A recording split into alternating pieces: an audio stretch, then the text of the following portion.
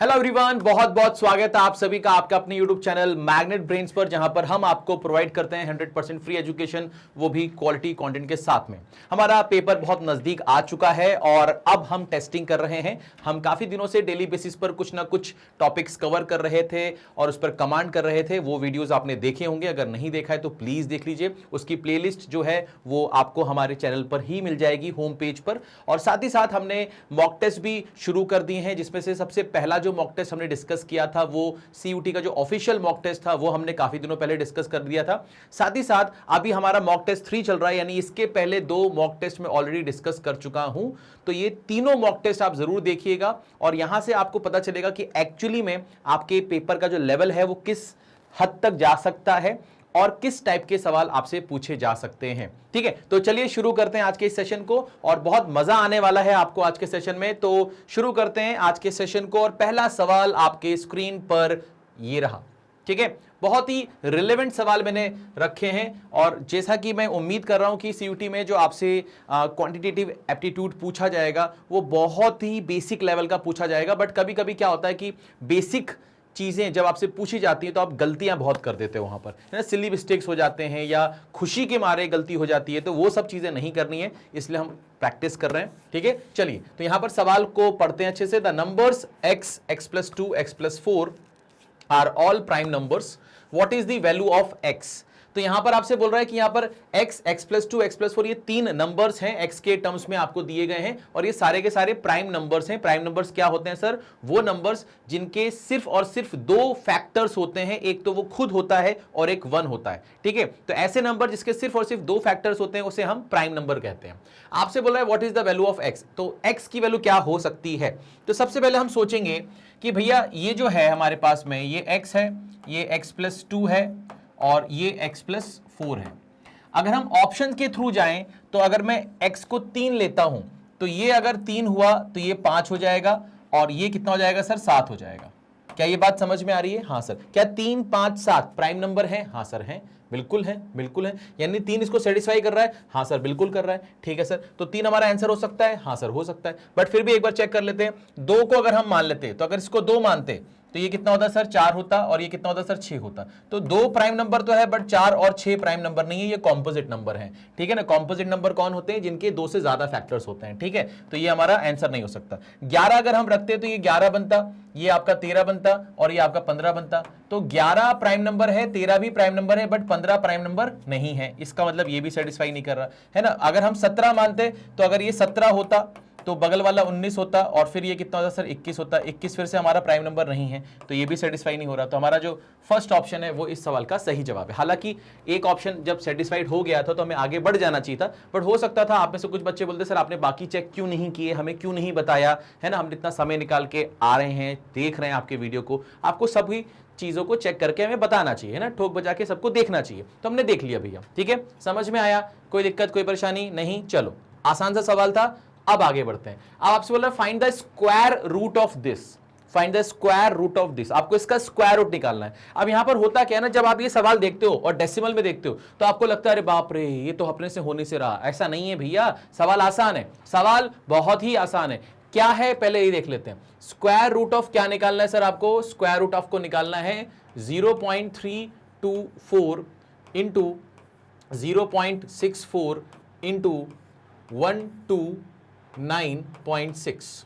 इसके नीचे कितना है सर? 0.729 into 1.024 into 36।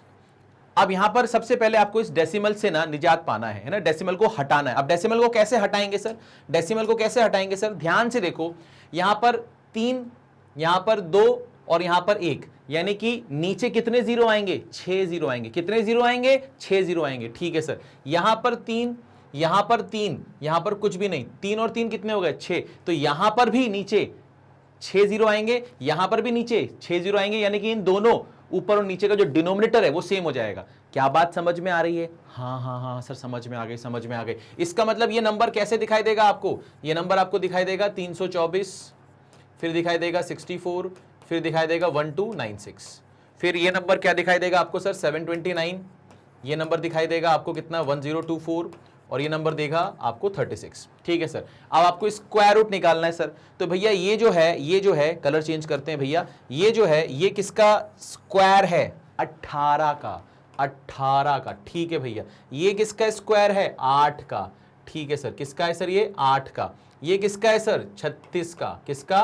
36 का। ठीक है सर, ये किसका है सर? ये 27 का है sir. Okay sir, okay sir. ये किसका है सर? ये 32 का है। ये 32 का है। ठीक है सर, ये किसका है सर? 6 का है। ठीक है सर, कोई दिक्कत नहीं, कोई परेशानी नहीं। आप काटा पिटी मचाएंगे, जल्दी घर जाएंगे। ठीक है, तो काटा पिटी कैसे मचाएंगे सर? काटा पिटी कैसे मचाएंगे? मैंने कहा ये 6 से जाएगा 6 बार। ठीक है सर, कोई दिक्कत नहीं है। 9 से जाएगा 2 बार, 9 से जाएगा 3 बार। ठीक है सर, 8 से ये जाएगा सर कितनी बार? 4 बार। ठीक है, 2 से कितनी बार जाएगा सर? 2 बार। 3 और 2 कितना हो गया सर? 6। ऊपर कुछ बचा? नहीं। नीचे कुछ बचा? कुछ बचा आपके जीवन में? सिर्फ एक बचा। ठीक है, तो यही आपके सवाल का क्या है? जवाब है। यही आपके सवाल का क्या है? जवाब है। ठीक है, कोई दिक्कत, कोई परेशानी किसी भी तरह की? ठीक है, काटा पीटी मचाना आपको आना चाहिए। ठीक है, स्क्वायर यहां पर आपको आने चाहिए। अगर आपको स्क्वायर पता होंगे तभी आप इस सवाल का स्क्वायर रूट निकाल पाओगे। ठीक है, कोई दिक्कत है ना? स्टैंडर्ड से नंबर है जिनका स्क्वायर आपको पता होना ही चाहिए। ठीक है, चलिए आगे बढ़ते हैं, नेक्स्ट सवाल पर आते हैं। और नेक्स्ट सवाल हमारे सामने ये रहा। आपसे बोला है कि भैया डुप्लीकेट रेशियो बताइए इस नंबर के, है ना? डुप्लीकेट रेशियो बताइए। तो रेशियो में एक चीज आती है जिसको अपन क्या बोलते हैं? Duplicate ratio. डुप्लीकेट रेशियो एक होता है सर आपका सब डुप्लीकेट रेशियो। सब डुप्लीकेट रेशियो एक होता है sir triplicate ratio. Triplicate ratio और एक होता है सर सब ट्रिप्लीकेट रेशियो, है ना? सब ट्रिप्लीकेट रेशियो। मैं आपको एडिशनली बता रहा हूं ये सब चीजें कि मान लो डुप्लीकेट की जगह ये तीनों आ गए तो क्या करोगे? ठीक है, तो डुप्लीकेट रेशियो का क्या मतलब होता है सर? अगर आपके पास में A/B एक रेशियो पता है आपको और आपको इसका डुप्लीकेट रेशियो निकालना है तो आपको इसको क्या करना है सर? स्क्वायर करना है। बस स्क्वायर कर दीजिए और कुछ मत करिए। ठीक है सर, ट्रिप्लीकेट रेशियो निकालना है तो आप क्या करिए सर? क्यूब कर दीजिए। क्या कर दीजिए? क्यूब कर दीजिए। ठीक है सर, अब सब डुप्लीकेट निकालना है तो आप स्क्वायर रूट ले लीजिए। क्या ले लीजिए सर? स्क्वायर रूट ले लीजिए। किसका करना है सर? इसका करना है सर। सब ट्रिप्लीकेट लेना है सर तो क्यूब रूट ले लीजिए। क्या ले लीजिए सर? क्यूब रूट ले लीजिए। ठीक है सर, कोई दिक्कत नहीं। यानी कि कोई रेशियो आपके पास गिवन है, अगर आपको डुप्लीकेट निकालना है तो स्क्वायर कर दीजिए, है ना? ट्रिप्लीकेट निकालना है तो क्यूब कर दीजिए, सब डुप्लीकेट निकालना है तो स्क्वायर रूट ले लीजिए, सब ट्रिप्लीकेट निकालना है तो क्यूब रूट ले लीजिए। बात समझ में आ गई? ठीक है सर, अब यहां पर हमें क्या निकालना है सर? डुप्लीकेट निकालना है, यानी कि स्क्वायर करना पड़ेगा। तो 2√2 का स्क्वायर करेंगे तो 2 का तो 4 हो जाएगा, इसका 2 हो जाएगा, तो ये कितना बनेगा सर? 8 बनेगा। 3 का क्या होगा सर? 9 होगा। इसका कितना होगा सर? 5 होगा, तो ये 45 हो जाएगा। तो ये आपका कितना हो जाएगा सर? 8:45। 8:45 यानी कि बी ऑप्शन हमारा सही जवाब है। बी ऑप्शन हमारा सही जवाब है। ठीक है बेटा, कोनो दिक्कत, कोनो परेशानी नहीं? आगे बढ़ें। ठीक है, समझ में आ रहा होगा, बहुत ही आसान है। चलिए आगे बढ़ते हैं, आगे बढ़ते हैं। इसको क्लियर किया हमने, नेक्स्ट देखते हैं। यहां पर नेक्स्ट सवाल आपसे क्या बोल रहा है? Find out the value of x if log 4 to the base x plus log 16 to the base x plus log 64 to the base x is equal to 12। अब यहां पर एक चीज समझो, एक चीज समझो, अगर आपके पास में log a to the base b लिखा हुआ है और ये सामने यहां पर क्या लिखा है सर? कोई नंबर है, log a to the base b is equal to n लिखा हुआ है। तो अगर आप इसको तनहा करना चाहते हो, अगर हमें अपने जीवन में तन्हा होना है तो लोगों से दूर होना पड़ेगा। लोगों से दूर हो जाएंगे हम, तन्हा हो जाएंगे। हाँ सर, हो जाएंगे। उसी तरह से ए को जब दूर होना है तो लोगों मतलब लॉग से इसको दूर होना पड़ेगा। तो लॉग हटाएंगे, लॉग हटाएंगे तो बचेगा कितना सर? ए बचेगा। ठीक है सर, जब लॉग हटाओगे तो लॉग का जो बेस था वो इसका क्या बन जाएगा? बेस बन जाएगा। इसका बेस बन जाएगा तो ये कैसे दिखाई देगा? ऐसे दिखाई देगा। ठीक है भैया, कोनो दिक्कत, कोनो परेशानी नहीं? ठीक है सर, ठीक है सर, ओके ओके, ठीक है सर। क्या ये बात समझ में आ गई? मैंने क्या कहा? अगर ए को तन्हा करना है, बिल्कुल अकेला करना है, तो लॉग हटाना पड़ेगा। लॉग हटाएंगे तो लॉग का जो बेस है वो सामने वाले का बेस बन जाएगा। ठीक है सर, समझ में आ गया, समझ में आ गया। ठीक है सर, अब क्या करेंगे सर?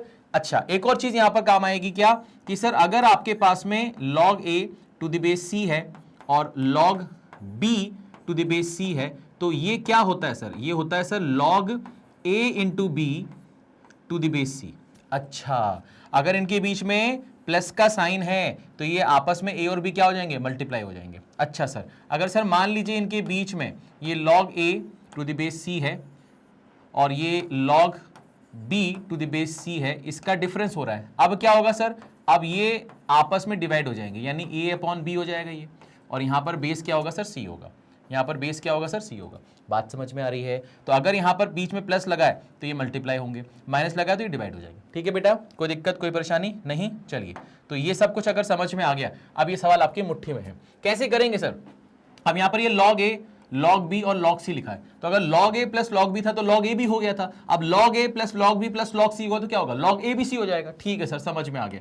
तो हम यहाँ पर क्या लिख सकते हैं सर, हम यहाँ लिख सकते हैं 4 × 16 × 64, और इसका बेस x है, और ये सामने कितना है सर, 12 है। ठीक है सर, कोई दिक्कत नहीं है, कोई परेशानी नहीं है, आगे बढ़ सकते हैं। अब यहाँ पर हम क्या कर सकते हैं, कैसे कर सकते हैं, ध्यान से देखिए। हमने ये बोला कि जब हम इसको तनहा करेंगे तो ये क्या लिखा है सर, 4, 16 और 64, ये इसको तनहा करने के चक्कर में x जो था इसका log का बेस, वो इसका बेस बन जाएगा, यानी x की पावर क्या आ जाएगा सर, 12 आ जाएगा। ठीक है सर।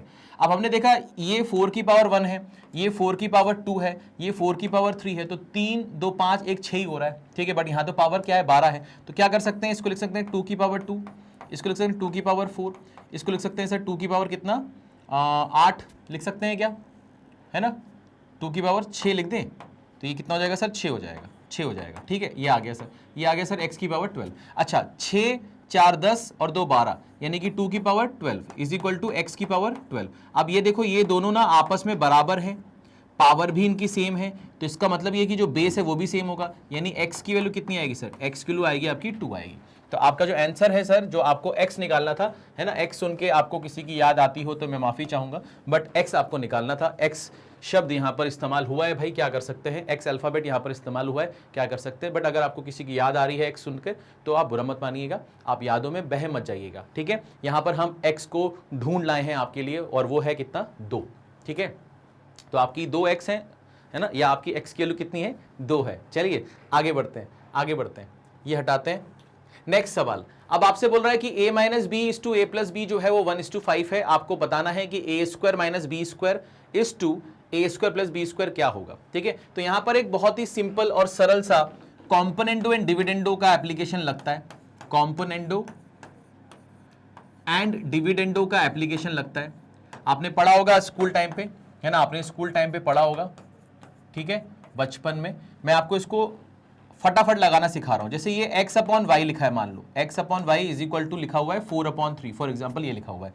आपको इस पे कॉम्पोनेंटो डिविडेंडो लगाना है, तो कॉम्पोनेंटो डिविडेंडो दो अलग अलग चीजें, इसको कंबाइन करके अगर एक साथ लगाना है एक बार में, आप क्या करो, न्यूमरेटर और डिनोमिनेटर को ऐड करके ऊपर लिख दो, और फिर न्यूमरेटर में से डिनोमिनेटर को माइनस करके नीचे लिख दो।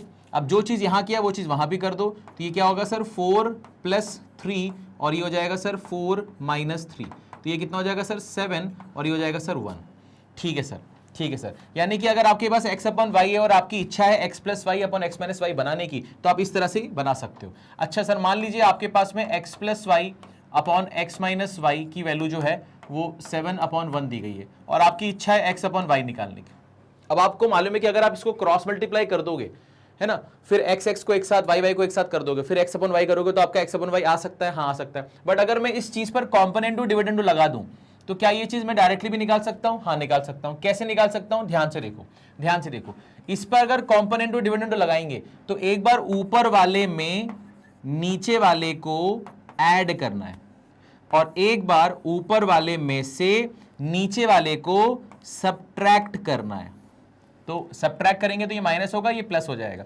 वही चीज जो यहां पर है, जो चीज आपने यहां की वो चीज उधर भी करनी पड़ेगी। तो 7 + 1 हो जाएगा और 7 - 1 हो जाएगा। अब आप यहां पर देखो ध्यान से, यहां पर होगा क्या, यहां पर ये y कैंसिल होगा, यहां पर ये x कैंसिल होगा, 2x और यहां पर 2y, और ये कितना आएगा सर, 7 और 1 8, 7 में से 1 गया 6। अच्छा, इसी चीज में अगर 2 कैंसिल कर दें तो ये आ जाएगा x अपॉन वाई, और ये आ जाएगा सर 2 4 = 2 3 = तो x अपॉन वाई कितना आ जाएगा सर, 4/3 आ जाएगा। इसका मतलब सर ये हुआ कि इस पर अगर कॉम्पोनेंटो डिविडेंडो लगाओगे तो ये बन जाएगा, हाँ सर, और अगर इस पे कॉम्पोनेंटो डिविडेंडो लगाओगे तो ये बन जाएगा, हाँ, उल्टा पुल्टा वाइस वर्सा, हाँ हाँ, ठीक ठीक ठीक ठीक, ओके ओके ओके ओके। तो ये चीज समझ में आ गई, ये चीज समझ में आ गई कि अगर आपके पास में x अपॉन वाई है और आपको इस तरह से कुछ चीजें चाहिए तो आप सीधे अप्लाई कर दो कॉम्पोनेंटो डिविडेंडो। अब इसमें करना क्या है, न्यूमरेटर और डिनोमिनेटर को ऐड करके ऊपर लिखो, सबट्रैक्ट करके नीचे लिखो। अब जो चीज यहां की है वो चीज सामने भी कर दो। कॉम्पोनेंटो डिविडेंडो एक ही स्टेप में एक ही बार में लग चुका। ठीक है सर, ठीक है सर, कोई दिक्कत नहीं, कोई परेशानी नहीं है। अब हमने यहां पर क्या देखा, देखो हमारे पास में a माइनस बी और a प्लस बी है जो कि 1:5 है। मैंने अपने कन्वीनियंस के लिए इसको पलट दिया, इसको क्या किया सर, पलट दिया। ठीक है, तो ये हो जाएगा सर 5/1। अब मैं यहां पर क्या कर सकता हूं सर, यहां पर मैं क्या कर सकता हूं सर, ध्यान से देखना। अब मैं यहां पर क्या कर सकता हूं, अब मैं क्या यहां से a अपॉन बी निकाल सकता हूं? हाँ सर, निकाल सकता हूं। तो अगर मैं यहां पर a अपॉन बी निकालने की कोशिश करूं तो मैंने क्या किया होगा, इस पे कॉम्पोनेंटो डिविडेंडो लगाया होगा। हाँ सर, लगाया होगा। कैसे किया होगा, एक बार इन दोनों को जोड़ा, एक बार इसमें से इसको घटाया, ऊपर 2a नीचे 2b। हाँ सर, 2 कैंसिल। हाँ सर, 5 और 1 कितना हो गया सर, ऊपर 6, 5 में से 1 गया कि सर कितना हो गया सर 4। तो ये हो जाएगा 2 3 जा 2 2 जा। तो ये आपके पास में a अपॉन बी आ गया। अब आपको यहां पर क्या करना है सर, दोनों तरफ स्क्वायरिंग करनी है। तो ये हो जाएगा a square upon B square which is equal to कितना, विच इज इक्वल टू कितना 9/4 है ना। दोनों तरफ अपन ने स्क्वायरिंग कर दी। अब हम यहां पर फिर से कॉम्पोनेंटो डिविडेंडो लगा देंगे। तो ये क्या बनेगा sir, a square plus B square, और ये बनेगा सर आपका a square minus B square. तो ये सर आएगा 9 और 4 कितना 13, और 9 में से 4 गया तो कितना बचेगा सर 5। ठीक है सर, बट क्या हमें ये चाहिए? नहीं, हमें इसका उल्टा चाहिए, हमें इसका उल्टा चाहिए। तो हम इसको पलट देते हैं। जब हम इसको पलटेंगे तो हमें क्या मिलेगा सर, हमें मिलेगा 5/13। हमें क्या मिलेगा 5/13। तो 5/13 ये रहा हमारे ऑप्शन में। ठीक है, ये रहा हमारे ऑप्शन में। तो हमने यहां पर जो कॉम्पोनेंटो डिविडेंडो का एप्लीकेशन यूज करके इस सवाल को बहुत आसानी से, बहुत सरलता से किया है। कोई दिक्कत? हमारे पास में a माइनस बी और a प्लस बी का रेशियो था। हमने अपनी आसानी के लिए इसको पलटा, पलटने के बाद इस पे कॉम्पोनेंटो डिविडेंडो लगाया। हमें मालूम है कि अगर x प्लस वाई और x माइनस वाई पे हम कॉम्पोनेंटो डिविडेंडो लगाते हैं तो वो x अपॉन वाई बनता है। तो ये a अपॉन बी बन जाएगा। कैसे बना, 5 + 1 6, 5 - 1 4। ठीक है सर, अब इसका स्क्वायर कर दिया क्योंकि यहां पर स्क्वायर दिख रहा है, स्क्वायर कर दिया। स्क्वायर करने पे जो है उस पर फिर से कॉम्पोनेंटो डिविडेंडो लगाया, हमारा आंसर आ गया। कोई दिक्कत, कोई परेशानी नहीं। और जो वैल्यू आई उसका उल्टा हमें चाहिए था। ठीक है सर, कोई दिक्कत नहीं सर, समझ में आ गया, मजा आ गया। ठीक है, मजा आ गया सर, मजा आ गया। आगे बढ़ते हैं। अब आपके पास आ गया find the value of x and y in the equation this is equal to this is equal to this. X और वाई की वैल्यू निकालनी है। अब आप यहां पर क्या कर सकते हो, देखो आप यहां पर ये कर सकते हो कि आपने इन दोनों को पहले सॉल्व किया, 5 इधर गया 3 इधर गया, सॉल्व किया तो आपको एक इक्वेशन बनेगी एक्स और वाई में। फिर आपने इन दोनों को बराबर रखा, ये इधर गया, सॉल्व किया, एक्स और वाई में एक और इक्वेशन बन गई। अब आपके पास 2 इक्वेशंस हैं, एक्स और वाई 2 अननोन है, सॉल्व करोगे एक्स और वाई आ जाएगा। बट क्या हम ऐसे करेंगे? नहीं करेंगे। क्यों सर? देखो ना, ये लिखा है सर 3x - y + 1 अपॉन 3। ये लिखा हुआ है सर 2x + y + 2 अपॉन 5।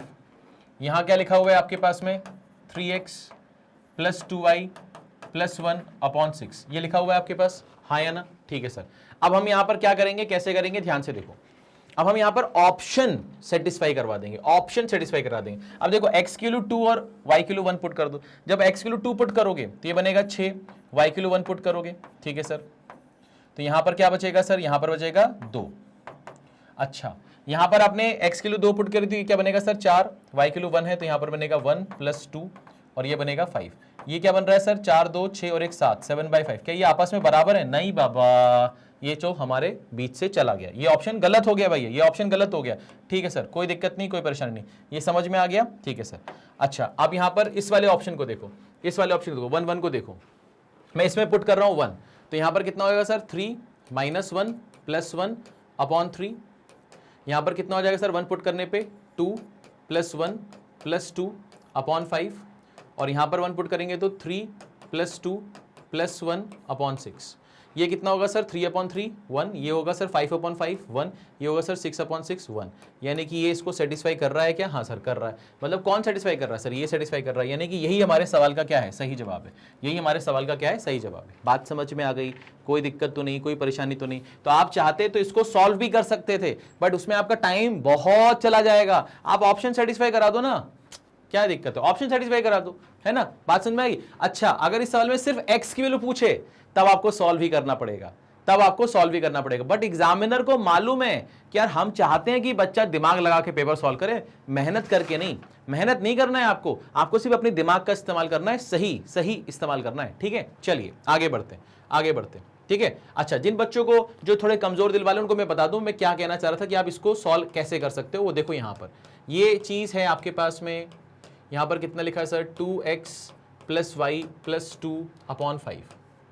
अब आपने इस बीच वाले को इसके साथ बराबर करके सॉल्व करने की कोशिश की। यहां पर 5 जाएगा तो कितना होगा सर 15x - 5y + 5 = 3 इधर जाएगा तो 6x + 3y + 6। अब यहां पर 6 इसके पास आएगा तो ये हो जाएगा सर 9x, ये इसके पास आएगा तो -8y, 5 उधर जाएगा तो ये 1 हो जाएगा। तो आपके पास ये एक इक्वेशन आ गई। आपने जब इन दोनों को बराबर रखा तो एक इक्वेशन आ गई x और y के फॉर्म में। अब आप इन दोनों को बराबर कर दो, एक और इक्वेशन आ जाएगी। अब दो लीनियर इक्वेशन है इन टू वेरिएबल, सॉल्व करो x और y आ जाएगा। बट ऐसे करना नहीं है, ऐसे करना नहीं है, क्योंकि हम इसको ऑप्शन से भी जल्दी कर सकते हैं। ठीक है, चलो आगे बढ़ते हैं, आगे बढ़ते हैं सर, आगे बढ़ते हैं। अब नेक्स्ट सवाल आ गया, 3 traffic lights change after 36 seconds, 42 seconds and 72 seconds respectively if they are switched on now after how much time they blink together, है ना। एक साथ कब जलेंगी ये पूछ रहा है आपसे, है ना। 36 सेकंड, 42 सेकंड और 72 सेकंड पर जलती हैं। जैसे एक ट्रैफिक लाइट जो है ना वो हर 36 पे जलती है, तो 36 के मल्टीपल पे वो जलेगी हर बार। दूसरी जो है 42 सेकंड्स पर जलती है, तो हर 42 सेकंड्स यानी हर 42 सेकंड्स मतलब 42 के मल्टीपल पर जलेंगी वो। तीसरी जो है वो 72 सेकंड्स के हर 72 सेकंड के बाद जलती है, यानी कि 72 के मल्टीपल पर जलेंगी। ठीक है, आपको क्या करना है, आपको ये बताना है कि ये तीनों एक साथ एक साथ कब जलेंगी पहली बार। ठीक है सर, तो मैंने बोला ठीक है भाई, ठीक है। तो हमने बोला सर इसमें ना इस टाइप के सवाल में अपन क्या करते हैं मालूम है, जैसे आपने बोला ना ये 36 के मल्टीपल पर जलेगी, ये 42 के मल्टीपल पर, ये 72 के मल्टीपल पर जलेगी। तो हम क्या करते हैं यहाँ पर एलसीएम ले लेते हैं। क्या ले लेते हैं, एलसीएम। तो एलसीएम किसका लेंगे सर, 36, 42 और 72। ठीक है सर, तो इसका जो आपका एलसीएम आएगा वो आएगा 504। अब बहुत सारे बच्चे बोलेंगे सर ये 504 आपने ऐसे कैसे निकाल दिया। ठीक है, एक तो मैं सर हूं मुझे मालूम है ना। दूसरा एक और तरीका बताता हूं, ये जो है ये सर 6 × 6 है, ये 6 × 7 है ना, और ये 6 × 12 है।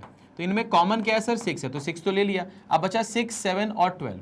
6 और 12 का एलसीएम तो 12 होगा, 12 और 7 का क्या होगा सर 84 होगा। ठीक है, अब इसको अगर आप सॉल्व करोगे तो आपके पास 504 आ जाएगा। तो इस तरह से एलसीएम लेने का ये आसान तरीका है। ठीक है, एलसीएम लेने का आसान तरीका है। ठीक है सर, ये तो हो गया सर, ये तो हो गया सर। अब यहां पर ध्यान से देखो, यहां पर ध्यान से देखो। अब आपने बोला सर 504 सेकंड पे अगर जलेंगी, तो यहां पर तो मिनटों में दिया है, तो आप कुछ मत करो सर, आपको मालूम है कि 1 मिनट में 60 सेकंड होते हैं, तो इसको 60 से डिवाइड कर दो, तो ये आ जाएगा सर आपका 8.4 मिनट्स। 8.4 मिनट्स। अब 8 मिनट और ये जो 0.4 मिनट है इसको सेकंड्स में कन्वर्ट करेंगे तो 0.4 × 60 करेंगे, तो ये आ जाएगा सर आपका 24 सेकंड। ये आ जाएगा सर 24 सेकंड। तो 8 मिनट 24 सेकंड, 8 मिनट 24 सेकंड, यानी कि आपका पहला ऑप्शन सही जवाब है। आपका पहला ऑप्शन सही जवाब है। ठीक है, कोई दिक्कत, कोई परेशानी किसी भी तरह की नहीं। ठीक है, ये तीनों ट्रैफिक लाइट जो है वो 36, 42 और 72 सेकंड्स पर जलती हैं, यानी कि ये हर 36 सेकंड बाद जलेगी, ये हर 42 सेकंड बाद जलेगी, वो हर 72 सेकंड बाद जलेगी, यानी कि ये जलेगी 36 के मल्टीपल पर, ये 42 के मल्टीपल पर और ये 72 के मल्टीपल पर। ठीक है, तो हम क्या करते हैं यहाँ पर लीस्ट कॉमन मल्टीपल निकाल लेते हैं, यानी कि तीनों का एलसीएम ले लेते हैं। तीनों का एलसीएम जो है वो 504 है, ये सेकंड्स में आ रहा है, हमें इसे मिनट में कन्वर्ट करना पड़ेगा क्योंकि ऑप्शन जो है वो मिनट और सेकंड के फॉर्म में दिया है। ठीक है बेटा, चलो आगे बढ़ते हैं, इसको हटाते हैं, नेक्स्ट सवाल पे आते हैं। अब आपके पास बोल रहा है fraction become 2/3 if 1 is added to both its numerator and denominator, same fraction become 1/2 if 1 is subtracted from its numerator and denominator, the fraction is. अब इस सवाल को करने का मतलब ये तरीका नहीं है कि आपने मान लिया कि आपके पास फ्रैक्शन जो है वो P/Q है, फिर कंडीशन लगाई कि अगर आप इसमें 1 ऐड करते हैं, इसमें आप 1 ऐड करते हैं तो ये क्या बन जाएगा सर 2/3 बन जाएगा, है ना। फिर आप इसमें से अगर 1 सब्ट्रैक्ट करते हैं तो ये 1/2 बन जाएगा, है ना। इसको सॉल्व कर लो, आ जाएगा। नहीं ऐसे नहीं करना, ना ना ना ना ऐसे नहीं करना। कैसे करना है सर, देखो मैंने बोला कि सर जो फ्रैक्शन है ना, मान लो ये फ्रैक्शन है, मान लो ये मेरा आंसर है, तो ये फ्रैक्शन अगर है तो ये कंडीशन को सेटिस्फाई करना चाहिए। हाँ, तो बोला जब मैं 1 ऐड करूंगा तो ये क्या बन जाएगा सर 2/3 बन जाएगा। तो देखो 2/3 बन रहा है क्या, नहीं सर ये क्या बन रहा है सर आपका 5, ये क्या बन रहा है सर 5/8, ये क्या बन रहा है सर 5/8, तो सर ये तो 5/8 बन रहा है, ये 2/3 नहीं बन रहा, यानी कि ये गलत हो गया। 3/7 को देखते हैं, 3/7, इसमें अपन ने 1 ऐड किया, इसमें अपन ने 1 ऐड किया, ये कितना बनेगा सर 4, ये बनेगा सर आपका 8। क्या ये 1/2 बन रहा है? हाँ सर 1/2 बन रहा है, बट हमारा क्या बनना चाहिए? हमारा तो 2/3 बनना चाहिए 1 ऐड करने पे, तो ये भी गलत हो गया। 3/5 पे आ जाते हैं, 3/5, इसमें अपन ने 1 ऐड किया, इसमें अपन ने 1 ऐड किया, ये बन गया सर 4, ये बन गया 6, इसको डिवाइड करेंगे तो ये बनेगा 2/3। 2/3 चाहिए था? हाँ चाहिए था, यही हमारा आंसर है भैया, यही हमारा आंसर है। अब इसको एक बार चेक कर लो, एक बार चेक कर लो, ये 3/5 है, इसमें से 1 कम किया, इसमें से 1 कम किया, ये बन जाएगा 2, ये बन जाएगा 4, ऐसा करने पे 1/2 बनना चाहिए। सवाल में बोला था कि जब आप सेम फ्रैक्शन में से 1 सब्ट्रैक्ट करोगे ऊपर नीचे तो 1/2 बनेगा। 1/2 बन गया? हाँ सर बन गया, इसका मतलब 3/5 ही है, यही है, यही है, यही है, यही अपना आंसर है भैया, ठीक है, यही अपना आंसर है। कोई दिक्कत बेटा, कोई परेशानी? आपको ऐसे करने की जरूरत नहीं है बाबा, नहीं है, ऐसा नहीं करना अपने को सीधे ऑप्शन को टिक मारना है। कैसे? ऑप्शन को सेटिस्फाई करवा के, कंडीशन सेटिस्फाई करा के। ठीक है सर, आगे बढ़ते हैं, आगे बढ़ते हैं। अब आ गया sir, how long will it take for a boy to run around a square field of area 25 hectare at the speed of 10 kilometre per hour. चलिए, तो सर सवाल तो पढ़ लिया सर। अब इसमें एक चीज जो आपको अटका सकती है, एक चीज की नॉलेज अगर आपको नहीं है कि ये जो हेक्टेयर है ये मीटर में इसका क्या रिलेशन है, तो फिर आप इस सवाल में फंस जाओगे, है ना। बाकी तो आपको सब कुछ मालूम है ना कि speed is equal to distance upon time होता है, ये सब कुछ आपको मालूम है, ठीक है। तो क्या करेंगे, कैसे करेंगे, ध्यान से देखिए। तो यहाँ पर सवाल में बोल रहा है कि भैया एक लड़का है और वो एक स्क्वायर फील्ड के अराउंड जो है भाग रहा है। मान लेते हैं ये स्क्वायर फील्ड जो है वो ABCD है और वो पॉइंट A से भागना शुरू करता है और भागकर फिर से पॉइंट A पर आ जाता है। तो अगर इसकी साइड हमने A मान ली तो इसका जो एरिया होगा वो A² होगा और हमारे हिसाब से वो एरिया जो है वो 25 हेक्टेयर है। 1 हेक्टेयर जो होता है वो 10,000 मीटर स्क्वायर के बराबर होता है, यानी कि यहाँ से हमें साइड जो मिलेगी वो 5 × 100, यानी कि इतना आपके पास में साइड की लेंथ आ जाएगी। ठीक है सर। अब अगर मुझे यहाँ से पेरीमीटर निकालना पड़ेगा, क्यों पेरीमीटर क्यों निकाल रहे हैं सर आप? क्योंकि आप अगर यहाँ से दौड़ते हुए फिर से यहाँ पर आ रहे हैं तो आपने जो डिस्टेंस कवर किया वो पेरीमीटर ऑफ स्क्वायर है, यानी कि इसका 4 टाइम्स करेंगे तो ये 20 और आगे 2 0, इतना आपका पेरीमीटर आ जाएगा। अब ये 2000 मीटर का मतलब हो गया 2 किलोमीटर आपने डिस्टेंस ट्रेवल किया। अब आपने अगर 2 किलोमीटर का डिस्टेंस ट्रेवल किया है, 2 किलोमीटर का डिस्टेंस ट्रेवल किया है, तो आपने उसको किस स्पीड से किया सर? 10 किलोमीटर पर आवर की स्पीड से किया है। ठीक है सर। तो आपको यहां पर क्या चाहिए सर? आपको चाहिए यहां पर टाइम। ठीक है सर, टाइम आ जाएगा। अब यहां पर हम देखेंगे तो यहां पर क्या मिलेगा सर? 1/5 आवर्स, है ना, 1/5 आवर्स आएगा। तो जो टाइम आपको चाहिए था वो 1/5 आवर्स मतलब 60 मिनट, यानी कि सॉल्व करने पे ये कितना आएगा सर? 12 मिनट। कितना आएगा सर? 12 मिनट। तो इस सवाल का जो सही जवाब है वो कितना है? 12 मिनट, यानी कि फर्स्ट ऑप्शन इस सवाल का सही जवाब है। ठीक है, फर्स्ट ऑप्शन इस सवाल का सही जवाब। कोई दिक्कत इसमें, कोई परेशानी इसमें? तो यहाँ पर बस छोटी सी एक चीज़ जो आपको पता होनी चाहिए थी, अगर ये नहीं पता तो इस सवाल में आप अटक जाओगे, आप छोड़ दोगे इस सवाल, क्योंकि यूनिट कन्वर्जन आपको आता ही नहीं है। ठीक है, तो ये चीज़ यहाँ पर थोड़ी सी इंपॉर्टेंट थी, बस, और कुछ भी नहीं था। आगे बढ़ते हैं और नेक्स्ट सवाल देखते हैं। यहाँ पर बोला 2 number are less than third number by 30% and 37% respectively. The percentage by which second number is less than first is. तो यहाँ पर 3 नंबर्स हैं, यहाँ पर आपके पास में 3 नंबर्स हैं और ये तीनों नंबर्स जो हैं उसका जो तुलना है, कंपैरिजन, वो थर्ड नंबर से कर रहे हैं। तो हमने थर्ड नंबर को 100 मान लिया। फर्स्ट नंबर जो उससे 30% कम है, 30% कम है तो ये 70 हो जाएगा और ये 37% कम है तो ये 63 हो जाएगा। अब तुलना जो हो रही है वो फर्स्ट और सेकंड की हो रही है सेकंड की हो रही है कि बोला था percentage by which second number is less than first. तो ये इससे कम तो दिख रहा है, कितना कम है सर? 7 कम है, बट उसकी तुलना इससे करनी है, यानी कि 7/70 × 100। तो ये तो साफ साफ दिख रहा है सर, ये 10% है। ये कितना सर? 10% है। ठीक है ना। अच्छा, यहाँ पर बोला क्या था? By the percentage by which second number is less than first. Then first यानी कि इससे कंपैरिजन हो रहा है, अगर जिससे कंपैरिजन होता है वो नीचे की तरफ होता है। तो यहाँ पर आंसर कितना आएगा सर? 10%। यहाँ पर आंसर कितना आएगा सर? 10%। तो काफी आसान सा सवाल था। ठीक है, चलिए आगे बढ़ते हैं, आगे बढ़ते हैं और नेक्स्ट सवाल देखते हैं। अब यहाँ पर बोल रहे हैं in a town of 3600 people 8/9 of population is men, 10% of men are married, find the percentage of unmarried women. ठीक है, अनमैरिड वुमेन की परसेंटेज आपसे पूछ रहा है। मैंने कहा सर टोटल पॉपुलेशन जो है वो 3600 है, इसमें मेल और फीमेल दोनों होंगे। इसका 8/9 जो है वो मेन है, तो बाकी जो होंगी वो आपकी वुमेन होंगी, बाकी जो होंगी वो आपकी वुमेन होंगी। ठीक है सर, कोई दिक्कत नहीं है।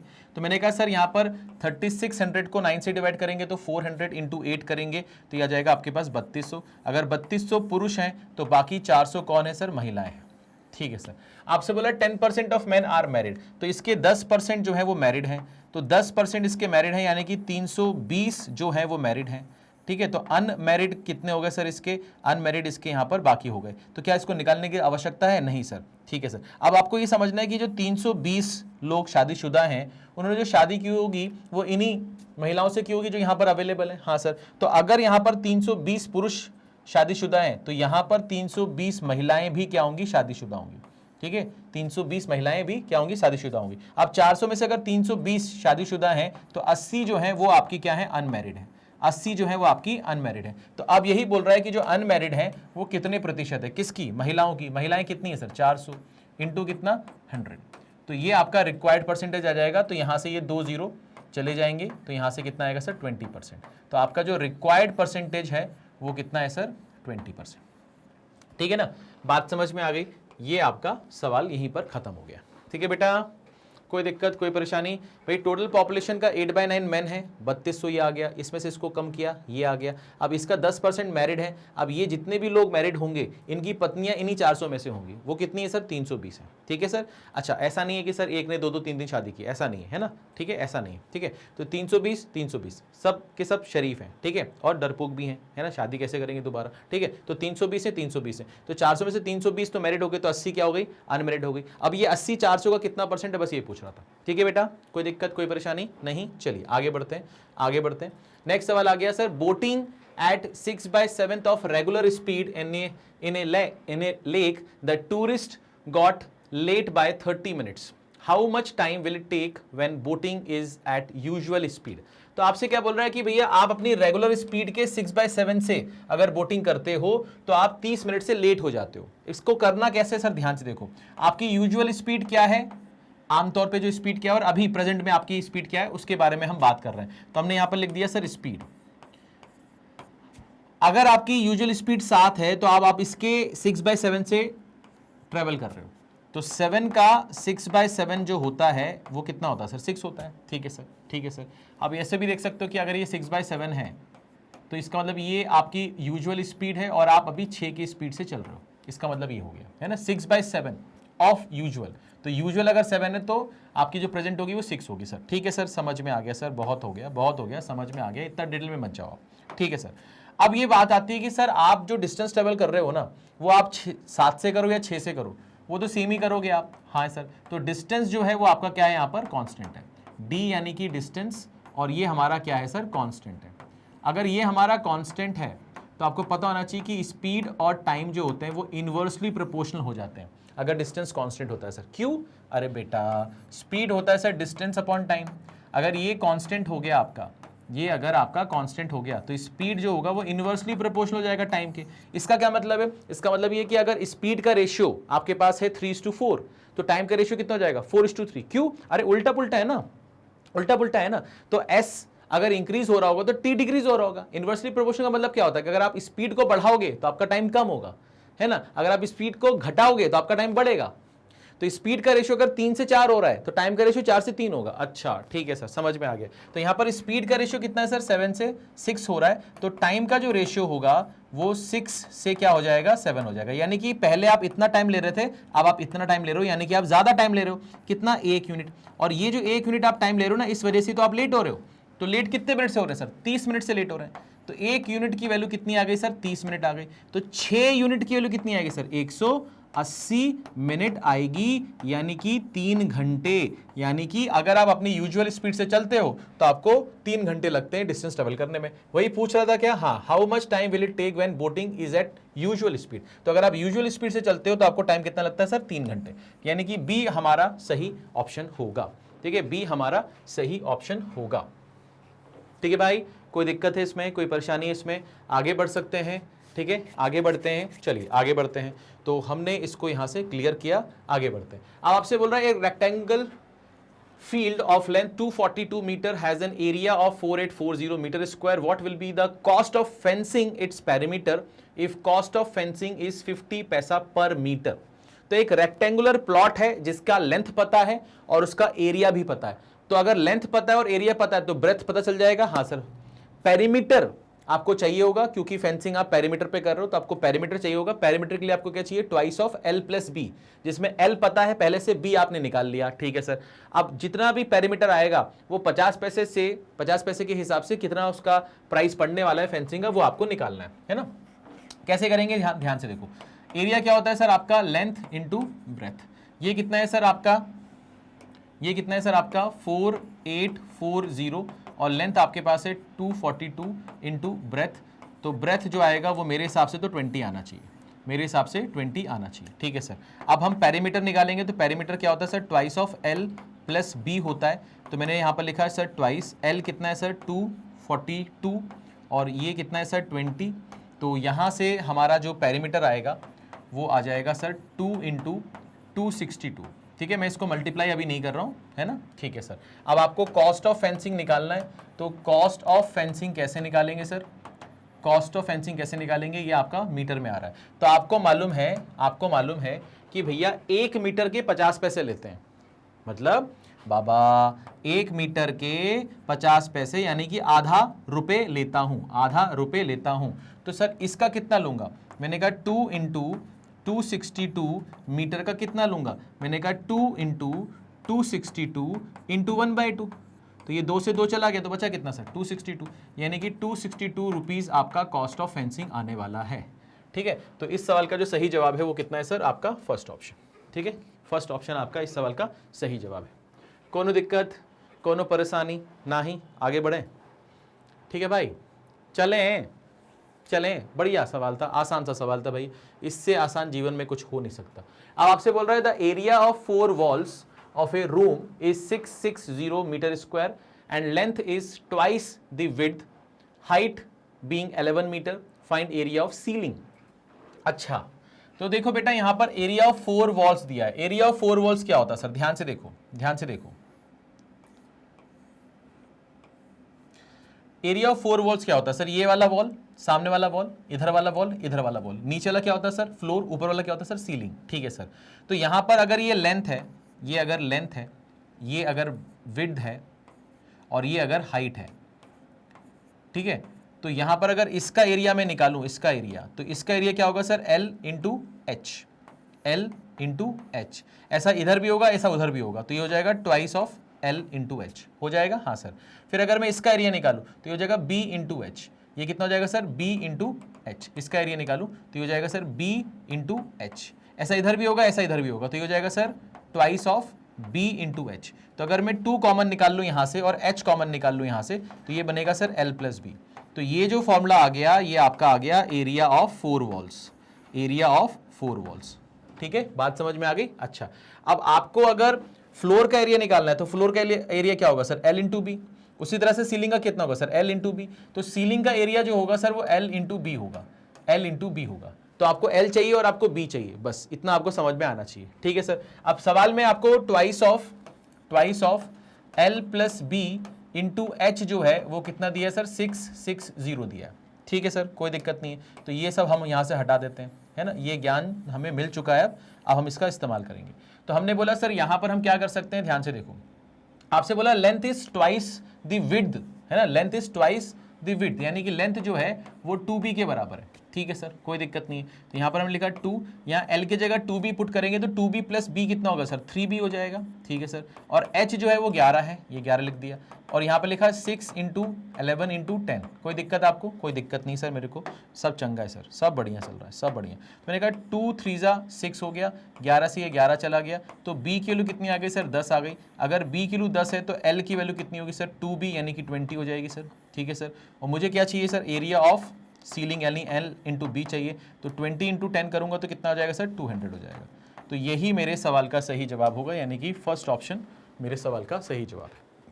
ठीक है भाई, कोई दिक्कत भाई, बड़े भैया समझ में आ गया? एनी दिक्कत? नो दिक्कत? Okay okay man, okay. ठीक है, आगे बढ़ सकते हैं, चलिए आगे बढ़ते हैं। तो इसको मैंने क्लियर किया। नेक्स्ट सवाल, आप बोल रहे हैं Ajay can do a piece of work in 10 days and Harshal can do same work in 12 days. They started working together but Ajay left the work 2 days before completion of work, then time taken to complete the work. तो यहां पर अजय नाम का एक व्यक्ति है और हर्षल नाम का एक व्यक्ति है, इसे काम करने में लगते हैं 10 दिन, इसे लगते हैं 12 दिन. हम इनके दिनों का एलसीएम लेते हैं, तो इनके दिनों का जो एलसीएम आता है वो हमारा टोटल वर्क कहलाता है, वो हमारा टोटल वर्क कहलाता है. वर्क अपॉन टाइम करते हैं तो इफिशिएंसी आता है, तो ये आ जाता है सर 6, ये आ जाता है सर 5, यानी कि 6 यूनिट पर डे और ये 5 यूनिट पर डे. कोई दिक्कत, कोई परेशानी किसी भी तरह की नहीं? ठीक है सर. अब आपसे क्या बोला, दे started working together but Ajay left the work 2 days before completion. तो अगर हम मान लें कि जो टोटल टाइम लगा आपको, जो आपको टोटल टाइम लगा काम को करने में, वो लगा सर T days, वो लगा सर T days. ठीक है सर. तो मैंने बोला ए ने तो काम कंप्लीट होने के 2 दिन पहले छोड़ दिया, यानी ए ने T-2 days काम किया, ए ने T-2 days काम किया. हाँ बिल्कुल सही बात है. अच्छा सर, अच्छा सर. और बी ने, सर बी तो शुरू से लेकर आखिरी तक था, बी तो कहीं गया ही नहीं. ठीक है सर. इज इक्वल टू यहां पर काम कितना है सर आपका 60 है, यहां पर काम कितना है सर आपका 60 है. ठीक है सर, कोई दिक्कत नहीं है. अब क्या करेंगे सर, ए की वैल्यू कितनी है 6 है, तो ये हो जाएगा सर 6T माइनस 12. बी कितना है सर 5 है, तो ये हो जाएगा sir 5T is equal to 6T. तो 6 और 5 कितना होगा सर 11T, और इधर हो जाएगा सर 72. तो आपको T निकालना है ना, T निकालना है. तो ये T कितना होगा सर आपका 72 अपॉन 11. ठीक है सर.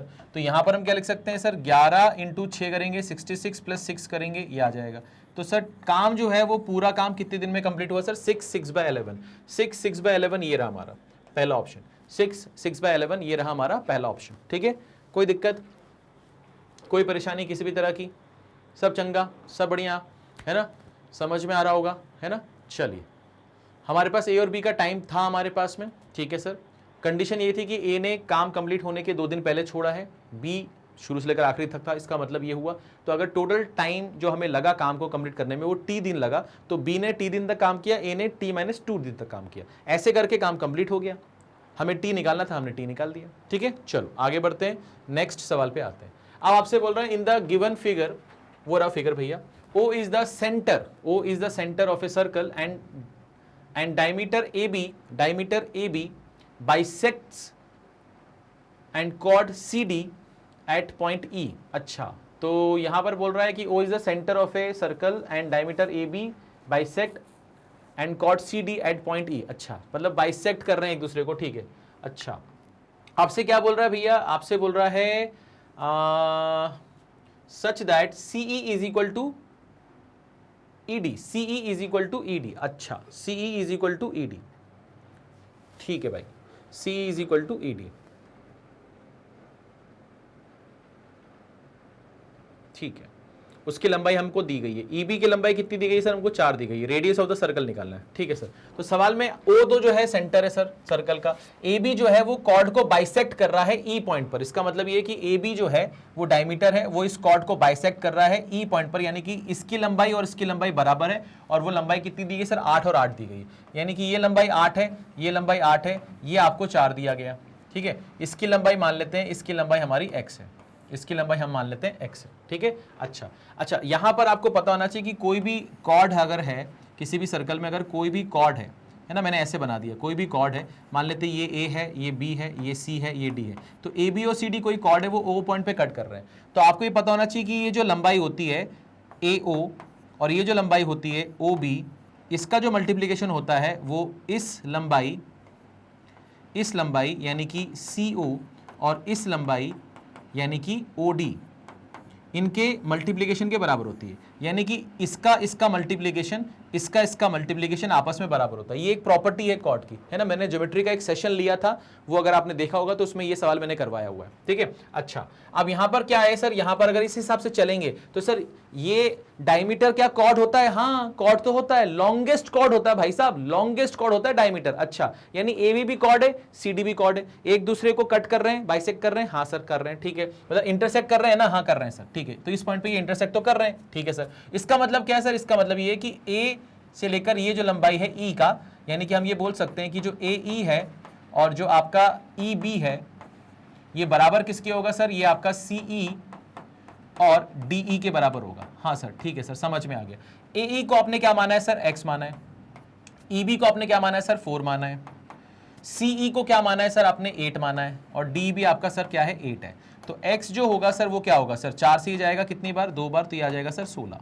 तो x आपके पास कितना आ गया सर, 16 आ गया। अच्छा एक चीज बताओ, जो AB है वो क्या है सर, AB क्या है सर, आपका डायमीटर है। AB जो है वो आपका क्या है सर, डायमीटर है। तो x + 4 डायमीटर होगा, हाँ सर होगा। तो जो डायमीटर है आपका वो आपका AB है, और AB जो है वो एक्चुअली में x + 4 है, और x आपके पास 16 है। तो 16 और 4 कितना हो गया सर, ये 20 हो गया।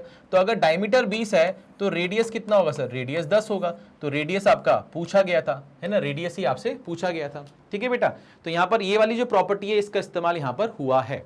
ठीक है भाई, कोई दिक्कत, कोई परेशानी? हमने क्या बोला, AE की लंबाई और EB की लंबाई का जो मल्टीप्लिकेशन है, CE की लंबाई और DE की लंबाई का जो मल्टीप्लिकेशन है, उसको अपन बराबर कर सकते हैं। हमने इसकी लंबाई निकाल ली, x × 4, 8 × 8, x सॉल्व करके निकाला।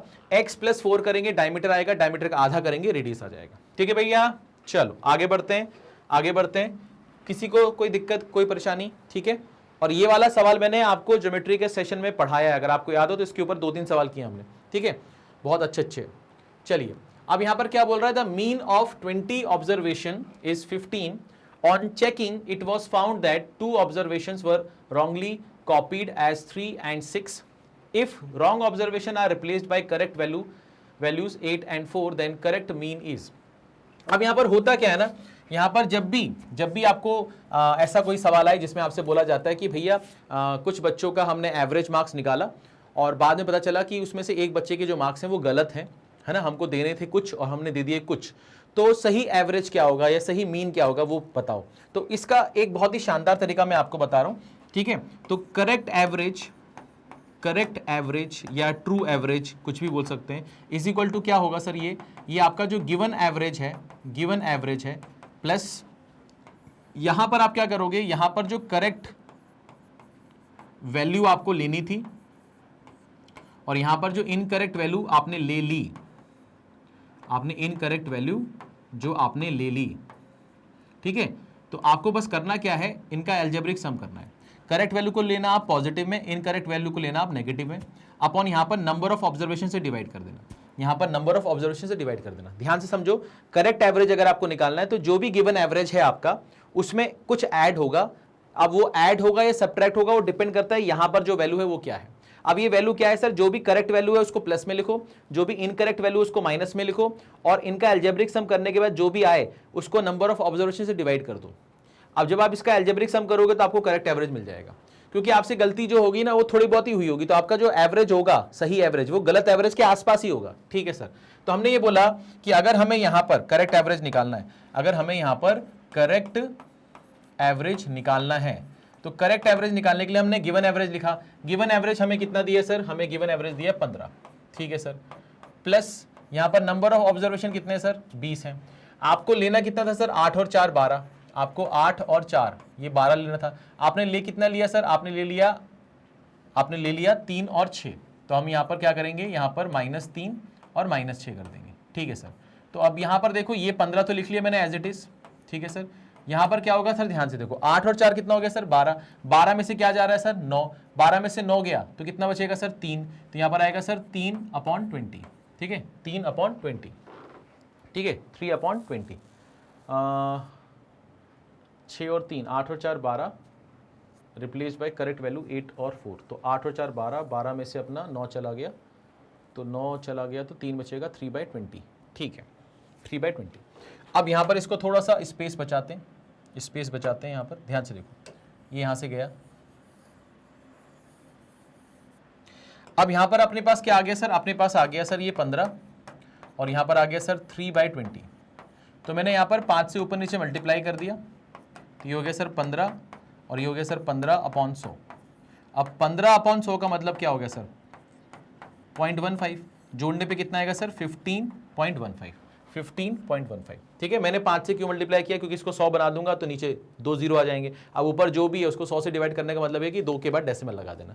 तो 15/100 यानी कि 0.15 हो गया। 15 + 0.15 को जोड़ने पे कितना आएगा, 15.15 आएगा। ठीक है, बात समझ में आ गई, कोई दिक्कत कोई परेशानी? अब इस सवाल को अगर आप ये जो मैंने स्टैंडर्ड एक तरीका बता दिया, अगर ऐसे नहीं करोगे, ट्रेडिशनल तरीके से करोगे तो क्या दिक्कत आएगी, उसमें आपको टाइम ज़्यादा लगेगा, वो भी मैं आपको बता देता हूँ। बट ये याद रखना कि जो करेक्ट एवरेज होगा वो गिवन एवरेज प्लस यहाँ पर जो वैल्यू होगी वो प्लस में भी हो सकती है, माइनस में भी हो सकती है। अब करना क्या है, जो सही वाले हैं उसको प्लस में लिखो, जो गलत वाले हैं उसको माइनस में लिखो, उसका अलजेब्रिक सम कर लो और उसको डिवाइड कर दो नंबर ऑफ ऑब्जर्वेशन से, तो ये आपकी करेक्ट एवरेज की वैल्यू आ जाएगी। ठीक है सर। अब यहाँ पर अगर आपको ऐसे नहीं करना, मान लो आपको ऐसे नहीं करना, तो यहाँ पर हो क्या रहा है सर, यहाँ पर आपके पास में 20 बच्चे हैं, आपने इसमें सबके मार्क्स जो है वो ऐड कर दिए, आपने सबके मार्क्स ऐसे ऐड कर दिए, ये 18 बच्चों के मार्क्स ऐड कर दिए और आपने यहाँ पर 3 और 6 ले लिया, आपने 3 और ये 6 ले लिया। ठीक है सर, और आपका एवरेज जो है वो आ गया सर 15। अब एक्चुअली में पता चला कि जो 3 और 6 लिया वो गलत है, 3 और 6 जो है वो आपका क्या है सर, गलत है। तो आपने यहाँ पर लिखा सर ये 3 और 6 की जगह हमें क्या लेना पड़ेगा, हमें लेना पड़ेगा 8 और 4, तो यहाँ पर हमने 8 और 4 ले लिया। अब यहाँ पर हमने इसको 20 से डिवाइड कर दिया, तो ये हमारा करेक्ट एवरेज आ जाएगा, ये हमारा करेक्ट एवरेज आ जाएगा। अब क्या करना है सर, आप देखो दोनों का बेस सेम है, हाँ सर दोनों का बेस सेम है, तो आप इसमें से इसको माइनस कर दो, तो जब आप इसमें से इसको माइनस करोगे तो नीचे तो आपका बेस 20 रहेगा। हाँ सर, अब आप देखो ऊपर जो है ना ये वाली वैल्यू तो सेम है दोनों में, ये वाली वैल्यू तो दोनों में सेम है, तो ये तो कैंसिल हो जाएगी, बचेगा क्या सर 12 और यहाँ बचेगा 9, तो आएगा सर 12 माइनस 9। ठीक है सर, अच्छा, और यहाँ से a माइनस क्या हो जाएगा सर 15, तो ये आ जाएगा सर a माइनस 15। अब आप ध्यान से देखो 12 और 9 का डिफरेंस कितना आएगा सर 3/20 और ये 15 इधर आएगा, तो ये आ जाएगा सर आपका a। अरे अभी तो बोला था कि जो करेक्ट एवरेज होगा वो गिवन एवरेज में प्लस करोगे, क्या जो भी आपका सही एवरेज है उसको प्लस में ले लो, जो भी आपका गलत एवरेज है उसको माइनस में ले लो, है ना, 3 और 6 माइनस में आ गया और उसको 20 से डिवाइड कर दो, वही तो चीज़ आ रही है, वही तो चीज़ आ रही है भाई साहब। हाँ हाँ हाँ हाँ, तो इतना करके क्यों जाना है, सीधे कर लेंगे, गिवन एवरेज हो गया, फिर यहाँ पर करेक्ट वाले को प्लस में लिखो, करेक्ट वाले को प्लस में लिखो, गलत वाले को माइनस में लिखो और उसको डिवाइड कर दो किससे, नंबर ऑफ ऑब्जर्वेशन से, बस आपका काम हो जाएगा। ठीक है, कोई दिक्कत कोई परेशानी किसी भी तरह की नहीं। चलिए आगे बढ़ते हैं, इस सवाल की बात करते हैं। अब आपके पास में क्या है, देखो two poles of equal height are standing opposite to each other on either side of a road which is 100 meter wide from a point between them on ground. The angle of elevation of tops of pole are 30 and 60 degree. The height of each pole in meter will be. तो इसको करने की कोशिश करो, कर रहे हो आप लोग, हो जाएगा। अब मैं यहाँ पर आपको एक बहुत ही अच्छा शॉर्टकट समझा रहा हूँ, समझना। हाइट एंड डिस्टेंस का कोई भी सवाल हो इस तरीके से हो जाएगा। आपको बस क्या करना है, आपको एक ट्रायंगल याद करना है 30, 60 और 90 वाला। अब याद कैसे करना है, देखो आपको 30 के सामने 1 यूनिट मानना है, 30 के सामने जो कुछ भी होगा उसका √3 टाइम्स करोगे, 1 का √3 टाइम्स क्या होता है सर, √3 होता है, वो 60 के सामने आ जाएगा। ठीक है सर, और 30 के सामने जो कुछ भी है उसका डबल 90 के सामने होगा, उसका डबल किसके सामने होगा, 90 के सामने होगा। बस आपको ये ट्रायंगल याद रखना है, अगर ये ट्रायंगल आपको याद है तो आपका ट्रिग्नोमेट्री का हाइट एंड डिस्टेंस का सारा सवाल आपसे बन जाएगा। ठीक है, अच्छा सर, अब क्या करेंगे, कैसे करेंगे, ध्यान से देखो। मैंने कहा सर यहाँ पर 2 पोल हैं, दोनों की जो हाइट है वो सेम है, बीच में कोई पॉइंट है, इस पॉइंट से इसके टॉप का जो एंगल ऑफ एलिवेशन है वो 30 और 60 है। तो मैंने मान लिया कि सर ये जो है ये 60 है आपका और ये जो है ये आपका 30 है। अच्छा, कुछ बच्चों को लगे सर ये कैसे आया, वो बता देता हूँ आपको। जैसे ये आपने ट्रायंगल बनाया, ये मान लीजिए 30 डिग्री है, ये 90 डिग्री है, तो जाहिर सी बात है ये 60 डिग्री होगा। हाँ सर, अगर मैं यहाँ से देख रहा हूँ तो ये मेरा परपेंडिकुलर है और ये मेरा बेस है और ये मेरा हाइपोटेन्यूज है, हाँ या ना, ठीक है सर। अब साइन 30 देखो, साइन 30 जो होता है वो 1/2 होता है और साइन 30 होता क्या सर, P/H होता है ना, ये P है, ये मान लो B है और ये आपका H है, तो P की जगह 1 पुट करेंगे और H की जगह 2 पुट करेंगे। ठीक है सर, अब cos 30 देखो, cos 30 कितना होता है सर आपका, बेस अपॉन हाइपोटेन्यूज, और cos 30 होता क्या है सर आपका, √3/2 होता है, तो बेस की जगह √3 पुट कर दो, तो बेस की जगह क्या आ जाएगा सर, √3 आ जाएगा और हाइपोटेन्यूज की जगह 2 आ जाएगा, तो वो तो लिखा ही हुआ है। तो ये ट्रायंगल अपने आप तैयार हो गया, ये ट्रायंगल आपका अपने आप तैयार हो गया। मैंने क्या किया, फिर से दिखा देता हूँ, जिन बच्चों का नाजुक दिल है उनको मैं फिर से दिखा देता हूँ, ध्यान से समझने की कोशिश करना, इसको हटाते हैं यहाँ से, ठीक है, यहीं पर बताते हैं, कलर भी चेंज कर लेते हैं, लाल रंग लेते हैं बिल्कुल चटक। तो मैंने बोला सर ये आपके पास में एक ट्रायंगल है, ये आपका 30 डिग्री है, ये 90 डिग्री है और ये 60 डिग्री है। तो मैंने आपसे क्या बोला कि अगर आप यहाँ से देख रहे हो, अगर आप यहाँ से देख रहे हो तो ये आपका परपेंडिकुलर है, ये आपका बेस है और ये आपका हाइपोटेन्यूज है। ठीक है सर। अब आप बोलोगे सर साइन 30 डिग्री जो होता है वो 1/2 होता है और साइन थीटा वैसे होता क्या है सर, P/H होता है। तो P की जगह 1 पुट कर दो और H की जगह 2 पुट कर दो। ठीक है सर, काम खत्म हो गया है ना। ठीक है सर। अगर मैं cos 30 डिग्री की बात करूं, cos 30 डिग्री की बात करूं तो cos 30 डिग्री क्या होता है सर, cos 30 डिग्री जो होता है सर आपका वो √3/2 होता है। अच्छा cos थीटा होता क्या सर, cos थीटा होता है सर बेस अपॉन हाइपोटेन्यूज। तो हाइपोटेन्यूज की जगह 2 रखो तो वो तो रखा ही हुआ है, तो बेस की जगह क्या आ जाएगा सर √3, तो ये आ जाएगा सर आपका √3। तो अगर आप इस ट्रायंगल को ध्यान से देखोगे तो यहाँ पर 30 डिग्री के सामने जो है वो 1 है, 60 के सामने जो है वो √3 है और 90 के सामने जो है वो 2 है। अब मैंने इसको याद करवाने के लिए आपको बोल दिया कि 30 डिग्री के सामने अगर 1 है, हमेशा 1 लेना, 30 डिग्री के सामने अगर 1 है तो 60 के सामने जो होगा वो इसका √3 टाइम्स हो जाएगा और 90 के सामने जो होगा वो इसका डबल हो जाएगा। तो अच्छा 30 के सामने जो भी है उसका √3 टाइम्स होगा 60 के सामने और 90 के सामने उसी का, किसी का 30 के सामने जो था उसी का कितना हो जाएगा, डबल हो जाएगा। ठीक है सर, याद हो गया, याद हो गया। ठीक है सर। अब यहां पर हम क्या करने वाले हैं, ध्यान से देखो। आपसे बोल रहा है कि एक रोड है, रोड के ऑपोजिट साइड्स पर पोल है जिसकी लंबाई सेम है, रोड की जो चौड़ाई है वो आपके पास में 100 मीटर आपको दी गई है। ठीक है।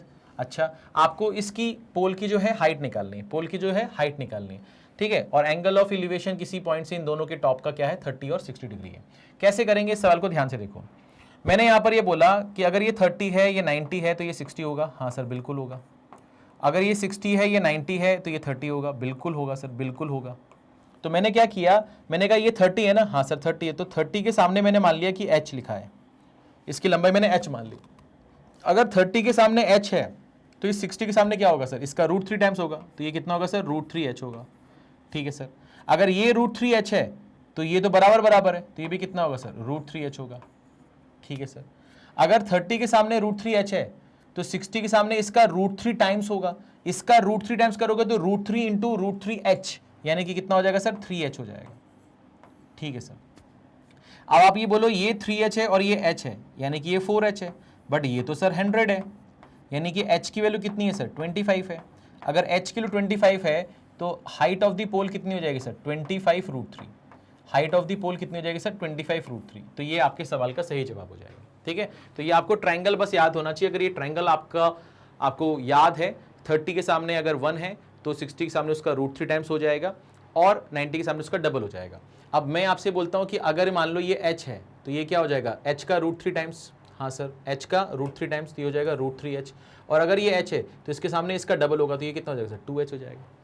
सिंपल सिंपल सिंपल है ना। जैसे मान लो आपके पास में ये 30 डिग्री है, ये 90 है तो ये 60 होगा।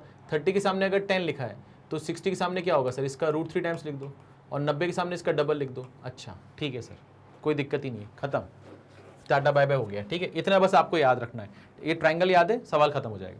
तो इस सवाल का जवाब आ चुका है आपके पास। मैंने क्या किया, मैंने बोला सर ये 30 60 90 है, ये 30 60 90 है, इस 30 के सामने h माना। अगर ये h होगा तो 60 के सामने इसका √3h होगा तो √3h कर दिया। अगर ये √3h है तो ये भी √3h होगा, क्यों, क्योंकि बराबर बराबर है। ठीक है सर। अब यहाँ पर 30 के सामने जो भी है उसका √3 टाइम्स करोगे तो 60 के सामने लिखना पड़ेगा, तो इसका √3 करोगे तो क्या आएगा, 3h आएगा। अब h और 3h जोड़ने पर कितना आ रहा है सर, 100 आ रहा है। तो h की वैल्यू कितनी आ गई, 25। अगर h की वैल्यू 25 है तो हाइट कितनी आ जाएगी सर, 25√3। ठीक है सर, समझ में आ गया सर, माँ कसम समझ में आ गया।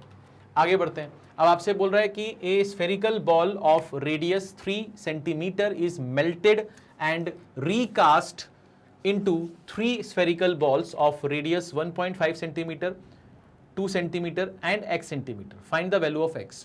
तो आपके पास में एक 3 सेंटीमीटर का रेडियस वाला स्फेरिकल बॉल है, आपने उसको पिघला दिया, मेल्ट कर दिया और उसके बाद आपने 3 बॉल्स बनाए जिसका रेडियस 1.5, 2 और x सेंटीमीटर है। आपसे बोल रहा है x की वैल्यू क्या होगी। तो मैंने कहा सर ये जो 3 बॉल्स बनाए हैं इस तीनों का वॉल्यूम इसके वॉल्यूम के बराबर होगा। हाँ सर होगा, बिल्कुल होगा। तो मैंने कहा सर स्फेरिकल का वॉल्यूम क्या होता है सर, 4/3 पाई, इसका r कितना है सर, 3 का क्यूब है। ये क्या होगा सर, ये 4/3 पाई, इसका 1.5 हो गया, इसका क्यूब हो गया। ठीक है ना। फिर प्लस कर दिया, ये 4/3 पाई, यहाँ पर कितना होगा सर, 2 का क्यूब हो गया। फिर यहाँ पर कितना होगा सर, 4/3 पाई, यहाँ पर कितना होगा सर, x का क्यूब हो गया। तो इन तीनों स्फीयर का वॉल्यूम का सम जो होगा इस स्फीयर के वॉल्यूम के बराबर होगा। ठीक है सर, अब इसमें से जो सेम सेम है उसको काट देते हैं, जो सेम सेम है भैया उसको काट देते हैं, कॉमन निकाल के कैंसिल कर दिए। तो 3 का क्यूब कितना हो गया सर? 27 हो गया। 1.5 यानी कि 15 का क्यूब होता है 3375।